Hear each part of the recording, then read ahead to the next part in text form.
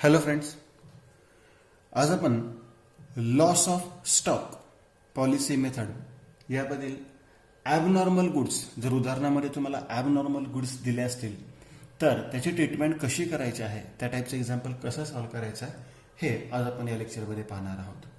आता आपल्याकडे नॉर्मली दोन प्रकारचे माल असतात, दोन प्रकारचे गुड्स असतात. एक म्हणजे नॉर्मल गुड्स म्हणजे रेग्युलर टाईप गुड्स असतो, जो आपण ॲट प्रॉफिट म्हणजे नफ्याने विक्री करतो. रेग्युलर टाईप गुड्स म्हणतो त्यालाच आपण नॉर्मल गुड्स म्हणतो.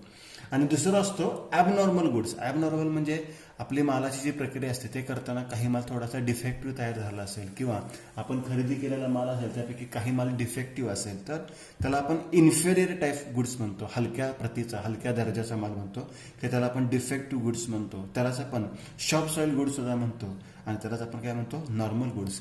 आणि हा जो ॲबनॉर्मल गुड्स म्हणतो.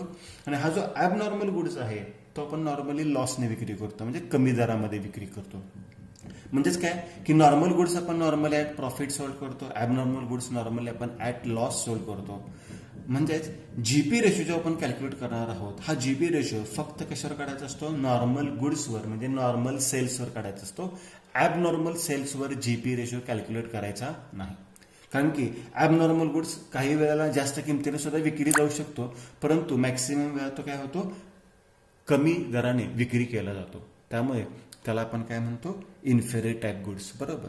म्हणून जीपी रेशो कॅल्क्युलेट करताना किंवा जीपी रेशो जर जीपी काढायचा असेल तर तो फक्त कशावर काढायचा आहे, नॉर्मल सेल्सवर काढायचा आहे, ॲबनॉर्मल सेल्सवर काढायचा नाही. तर पाहूयात आता ट्रीटमेंट काय आहे. Treatment of abnormal goods. Adjust the value of closing stock. म्हणजे पहिल्यांदा क्लोजिंग स्टॉकची व्हॅल्यू ॲडजस्ट करा. ॲडजस्ट करा म्हणजे काय करा, एक तर प्लस करा किंवा एक तर मायनस करा. आता प्लस केव्हा आणि मायनस केव्हा ते आपण एक्झाम्पलमध्ये समजून घेणारच आहोत. जर माल कमी दाखवला असेल तर अंडर व्हॅल्युएशन असेल तर प्लस करा, ओव्हर व्हॅल्युएशन असेल तर काय करा, मायनस करा. त्याच्यानंतर करंट इयरचा ओपनिंग स्टॉक म्हणजे मागील वर्षीचा क्लोजिंग स्टॉक, तो करंट इयरचा काय असतं, ओपनिंग स्टॉक, तो नॉर्मल आणि ॲबनॉर्मलमध्ये डिस्ट्रीब्यूट करा. फक्त तो कोणत्या किमतीने डिस्ट्रीब्यूट करायचा, कॉस्ट प्राइसने डिस्ट्रीब्यूट करायचा. त्यानंतर करंट इयरचे सेल्स सुद्धा नॉर्मल आणि ॲबनॉर्मलमध्ये डिस्ट्रीब्यूट करायचे, ते सेल्स प्राइसनेच करतो आपण. आणि जीपी रेशो हा नॉर्मल सेल्सवर घ्यायचा आहे. या 4 स्टेप्स फक्त आहेत, त्या व्यवस्थित नोट डाऊन करून ठेवा. तर पाहूयात आता एक्झाम्पल सॉल्व्ह करायला सुरुवात करूया आपण. व्यवसायाला आग किती तारखेला लागलेली आहे, 15/9/2014 व्यवसायाला आग लागलेली आहे. आपण पहिल्यांदा लिहितो डेट ऑफ फायर 15/9/14. याच्यावरून आपण लास्ट इयर आणि करंट इयर शोधून काढतो. लास्ट इयर आणि करंट इयर. आता करंट इयर म्हणजे व्यवसायाला आग लागलेलं ते वर्ष. व्यवसायाला किती तारखेला लागलेलं आहे, 15/9/14. वर्ष कधी सुरू होतं, 1 जानेवारीला. म्हणजे करंट इयर कसं असणार आहे, 1/1/14 ते आग लागलेली तारीख किती, 15/9/14. म्हणजे मागचं वर्ष कसं असणार आहे, 1/1/13 ते 31/12/13. या पद्धतीने करंट इयर आपण लास्ट इयर कॅल्क्युलेट केलेलं आहे. आता पहिली step, to find out GP. मग मागच्या वर्षीचा जीपी शोधून काढण्यासाठी आपल्याला मागच्या वर्षीचा काय तयार करावा लागतो, ट्रेडिंग अकाउंट तयार करावा लागतो. मग trading account for the year ended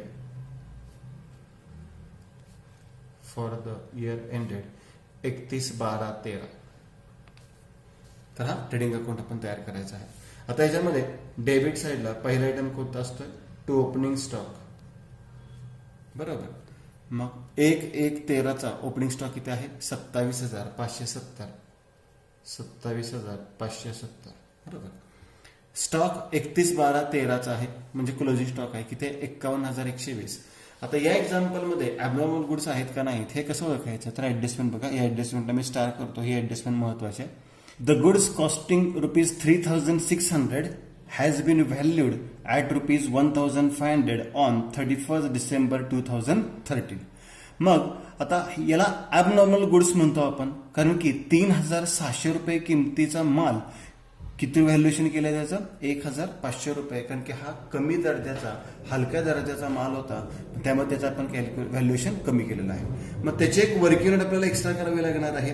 ती याच्या आधी केली तरी चालेल, मी इथे करून देतो. गुड्स कॉस्ट या मालाची मूळ किंमत किती रुपये होती, ₹3,600 होती. त्याचं व्हॅल्युएशन दिलेलं आहे, याचं व्हॅल्युएशन कंपनीने किती केलंय, 1,500 केलेलं आहे. आता मला सांगू शकाल तुम्ही, ज्या मालाची मूळ किंमत 3600 आहे त्याची किंमत त्यांनी 1500 का दाखवले, म्हणजे कमी दाखवले का जास्त दाखवले, तर कमी दाखवलेले आहे. त्याला आपण काय म्हणतो, अंडर व्हॅल्युएशन असं म्हणतो. किती रुपयाने कमी दाखवलेला आहे, 2100. आणि अंडर व्हॅल्युएशन असेल तर तो काय करायचा असतो, ऍड करायचा असतो. ओव्हर व्हॅल्युएशन असता, समजा 3600 4000 दाखवले असते तर 400 रुपये ओव्हर व्हॅल्युएशन आले असते, आणि ओव्हर व्हॅल्युएशन असते तर लेस केलं असतं. अंडर व्हॅल्युएशन आहे, कमी दाखवलं म्हणून ऍड करा. आता ऍड कशामध्ये करायचं आहे, तर 31/12/13चा म्हणजे कोणता स्टॉक असतोय, क्लोजिंग स्टॉक, वर्षाच्या शेवटचा, त्याच्यामध्ये आपल्याला ऍड करायचा. मग ओपनिंग स्टॉकचं आपण पोस्टिंग केलंय, क्लोजिंग स्टॉकचं पोस्टिंग करूयात. ट्रेडिंग अकाउंटच्या क्रेडिट साईडलाच बाय क्लोजिंग स्टॉक, पण हा इनर कॉलमला घेऊयात. किती आहे क्लोजिंग स्टॉक, 51120. 51120, ह्याला एक जागा सोडली. हवं तर तुम्ही ही वर्किंग नोट पहिल्यांदा करा. डेट ऑफ फायर लिहिल्यानंतर last year current year calculate केले की वर्किंग नोट सर्वात पहिल्यांदा तुम्ही केले चालेल. मग तुम्ही ट्रेडिंग अकाउंट तयार करा. आता ओपनिंग स्टॉक दाखवला, क्लोजिंग स्टॉक दाखवला, परचेसेस 2013चेच आहेत, 2 परचेसेस. आता याच्यावर ऍडजस्टमेंट आहे का ते चेक करूयात आपण एक्झाम्पल मध्ये. इथे आपल्याला सांगितलेत 1914, पण हे 13च्या आधीचे नाही आहेत, पुढच्या वर्षीचे आहेत. 15,000 रुपयाचा माल मिळाला होता, पण त्याची नोंद परचेस बुक मध्ये केलेली नाहीये, त्याला अनरेकॉर्डेड परचेस म्हणतो. पण हे 13चे नाही आहेत, 14चे आहेत. या परचेसवर कुठली ऍडजस्टमेंट नाहीये. 2,71,350 आउटरलाच घेतले, आणि सेल्स 3,51,000 बाय सेल्स हे सुद्धा आउटरला घेतले 3,51,000. मग या पद्धतीने आपण नेहमी करतो तसंच पोस्टिंग केलेलं आहे. ॲबनॉर्मल गुड्समध्ये फक्त क्लोजिंग स्टॉक आपला इनर कॉलमला आलेला आहे. आता ही क्लोजिंग स्टॉकची ऍडजस्टमेंट, त्याच्यावर आपल्याला काय करायचं आहे, हे जे अंडर व्हॅल्युएशन येतं ते काय करायचं आहे, ऍड करायचं आहे. मग प्लस अंडर व्हॅल्युएशन किती रुपये अंडर व्हॅल्युएशन होतं, 2100. म्हणजे आपला क्लोजिंग स्टॉक आता किती रुपये झालेला आहे, 53,220 रुपयाचा झालेला आहे. आणि आता आपण ट्रेडिंग अकाउंट क्लोज करू शकतो. तुम्हाला इथे ग्रॉस प्रॉफिट मिळेल आणि त्याच्यावर आपण ग्रॉस प्रॉफिट रेशो कॅल्क्युलेट करणार आहोत. करूयात बेरीज आता. 3,51,000 प्लस 53,220 म्हणजे रक्कम आली 4,04,220. 4,04,220. आणि त्यातून डेबिटचे दोन्ही अमाऊंट वजा करूयात. 27,570 वजा 2,71,350 बरोबर 1,05,300. हा आपल्याला काय मिळालेला आहे, ग्रॉस प्रॉफिट मिळालेला आहे. त्याला आपण म्हणतो to gross profit carried down. Star करूयात आणि अंडरलाईन करूयात. मग आता पुढची step number 2, gross profit ratio, GP ratio is equal to, काय इक्वेशन आहे आपलं जीपी रेशोचं, gross profit divided by sales into 100. Gross profit divided by sales into 100. Gross profit किती मिळाले, 1,05,300 भागिले सेल्स किती आहेत, 3,51,000 गुणिले किती, 100. म्हणजे 30% येऊ शकतो. 1,05,300 गुणिले 100 भागिले 3,51,000. म्हणजे जीपी रेशो किती टक्के आलेला आहे, 30% आलेला आहे. 30% जीपी रेशो आला. आता याच्या पुढच्या स्टेप खूप महत्वाच्या आहेत. याच्या पुढच्या स्टेप काय चेक करा. पहिल्यांदा काय केलं आपण, adjust the value of closing stock. पहिल्यांदा लास्ट इयरचं क्लोजिंग स्टॉक ऍडजस्ट केला, ऍड आणि लेस करतो. आता ऍड केव्हा करतो, जर अंडर व्हॅल्युएशन असेल तर ऍड करा, ओव्हर व्हॅल्युएशन असेल तर लेस करा. नंतरची स्टेप काय करतो, ओपनिंग स्टॉक आणि सेल्स. बघा, ओपनिंग स्टॉक आणि सेल्स कोणत्या वर्षाचे, करंट इयरचे, हे डिवाइड करायचे कशामध्ये, नॉर्मल आणि ॲबनॉर्मल मध्ये.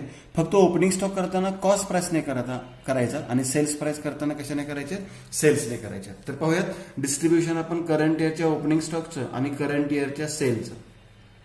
करंट इयरचा ओपनिंग स्टॉक आणि करंट इयरचा सेल्स. आता करंट इयरचा ओपनिंग स्टॉक म्हणजेच काय, तर मागील वर्षीचा क्लोजिंग स्टॉक म्हणजे चालू वर्षीचा काय असतो, ओपनिंग स्टॉक. मागील वर्षीचा क्लोजिंग स्टॉक हा 51,120 घ्यायचा ना, ऍडजस्टमेंट ऍड करून किती आला होता, 53,220. मग ओपनिंग स्टॉक किती घेतला आपण, 53,220.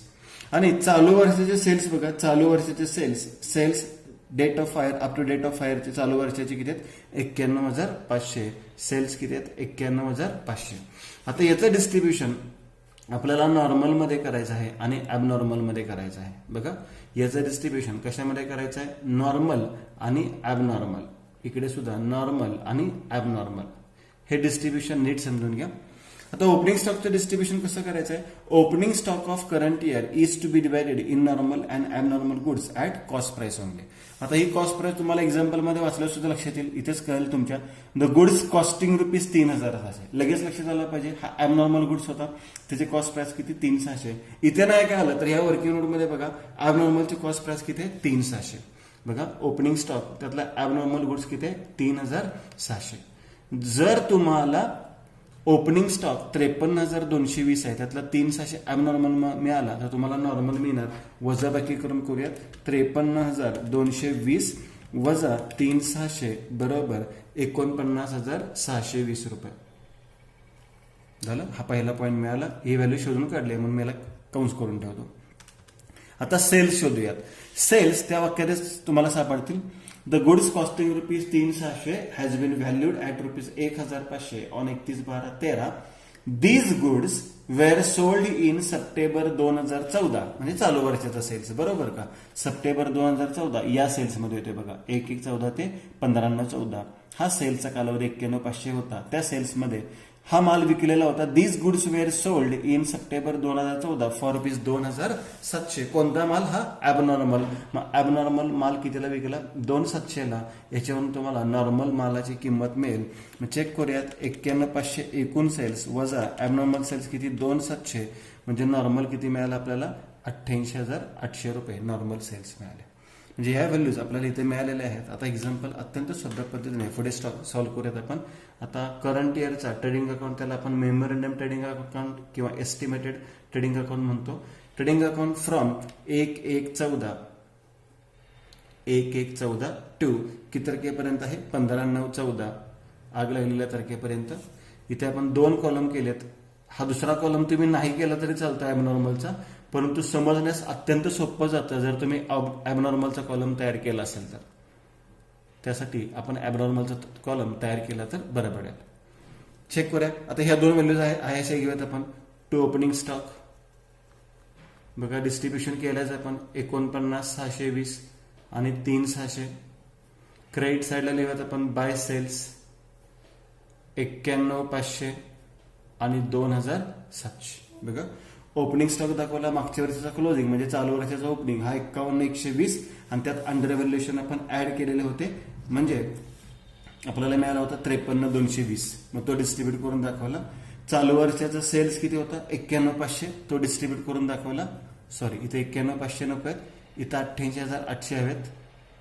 88,800. 91,500चं डिस्ट्रीब्युशन इथं 88,800 रुपये दाखवलं. आता परचेसेस दिलेले आहेत 1/1/14 ते 15/9/14 ते परचेस आपण डेबिटलाच लिहूयात. To purchases. परंतु हे परचेसेस मी इनर कॉलमला घेतो कारण की या चालू वर्षाच्या परचेसेसवर एक ऍडजस्टमेंट आहे. कोणते ऍडजस्टमेंट आहे खाली सांगितले? ऑन 1/9/14 म्हणजे ह्या डेट ऑफ फायरच्या आधीची तारीख आहे. 1/9/14 गुड्स वर्थ ₹15,000 रुपयाचा माल वेअर रिसिव्ड म्हणजे मिळालेला होता but not entered in purchase book म्हणजे माल मिळाला होता पण त्याची नोंदच केली नाही. त्याला आपण काय म्हणतो? अनरेकॉर्डेड परचेसेस. आणि अनरेकॉर्डेड काय करतो त्याच्यामध्ये आपण ऍड करतो. किती रुपयाचा माल खरेदी केला होता? 15,000. 75 आणि 15 किती रुपयाचा माल खरेदी केला आपण? 90,000 रुपयाचा. चला इथपर्यंत आपलं एक्झाम्पल क्लिअर झालेलं आहे. आता यानंतर पुढची स्टेप आपण अकाउंट लगेच क्लोज करत नाही तर आपण काय शोधून काढतो? ग्रॉस प्रॉफिट शोधून काढतो. मग to gross profit carried down. आणि हा ग्रॉस प्रॉफिट माहिती आपल्याला कशावर काढतो आपण? तर शेवटी सांगितलं gross profit of current year should be taken on normal sales only. फक्त नॉर्मल सेल्सवर काढायचा. जीपी रेशो आपला किती टक्के आला होता? 30% आला होता. माहिती कंसात लिहितो मी 30% ऑन 88,800. कॅल्क्युलेट करत होता 88,800 गुणिले 30% हा येतोय 26,640 रुपये. ॲबनॉर्मलचं कॅल्क्युलेशन करायचं नाही. झालं कॅल्क्युलेशन. आता ट्रेडिंग अकाउंट आपण क्लोज करूयात म्हणजे तुम्हाला cost of stock on date of fire मिळेल. परंतु फक्त नॉर्मल कॉलम क्लोज करा. ॲबनॉर्मल कॉलमकडे लक्ष द्यायची गरज नाही. 49,620 plus 90,000 plus 26,640 is equal to 1,66,260 1,66,260. त्यातून 88,800 वजा केलेत तर फरक येतोय 77,460 रुपये. आणि याला आपण स्टार करून म्हणतो by cost of stock on date of fire. Cost of stock on date of fire म्हणतो, त्याला आपण स्टार करूयात, अंडरलाईन करूयात, हवं तर कंसात बॅलन्सिंग फिगर म्हणूयात. ॲबनॉर्मल कॉलममध्ये आपण लक्ष द्यायची गरज नाही. आता पुढची स्टेप ही झाली तिसरी स्टेप आपली, to find out cost of stock on date of fire. त्याच्या आधी वर्किंग नोट केली. आता शेवटची step loss of stock is equal to. आता शेवटची स्टेप काय म्हणतोय, कारण की याच्यामध्ये पॉलिसी अमाऊंट आपल्याला कुठेही दिलेली नाहीये, त्यामुळे ॲव्हरेज क्लॉज किंवा क्लेमची व्हॅल्यू आपण कॅल्क्युलेट करू शकत नाही. Loss of stock is equal to cost of stock on date of fire, cost of stock on date of fire minus salvage goods, minus salvage goods. Cost of stock on date of fire किती होते, 77,460 वजा सॅल्वेज goods दिले होते 6,300, 6,300. ज्यातून 6,300 वजा केले तर 71,160 रुपये आपली लॉस ऑफ स्टॉकची किंमत येते. म्हणजेच यालाच आपण क्लेम म्हणू शकतो. लॉस ऑफ स्टॉक किंवा क्लेमची व्हॅल्यू आपल्याला किती मिळालेली आहे, 71,160 रुपये. या पद्धतीने एक्झाम्पल सॉल्व्ह करायचं आहे. आणि याच्यानंतर जर तुम्हाला वाटलं तर तुम्ही ॲबनॉर्मल कॉलम क्लोज करू शकता आणि ते तुम्हाला डेफिनेटली लॉसच मिळणार आहे, मग तुम्ही प्रॉफिट अँड लॉसला पाठवू शकता. पण तसंही काही क्लोज करायची गरज नाही, आपण नॉर्मल फक्त विचारात घेतो. तर जर तुम्हाला उदाहरणामध्ये ॲबनॉर्मल गुड्स दिले तर तुम्हाला या पद्धतीने एक्झाम्पल सॉल्व्ह करायचं आहे. या स्टेप सर्वात महत्त्वाच्या, या स्टेप लिहून घ्या आणि एक्झाम्पल आपण या पद्धतीने सॉल्व्ह केलेलं आहे. जर पॉलिसी अमाऊंट दिली असती तर पुढची स्टेप आपण याच्यामध्ये केली असते. तर एक्झाम्पल व्यवस्थित नीट लिहून घ्या आणि याचा व्यवस्थित अभ्यास करा. थँक्यू.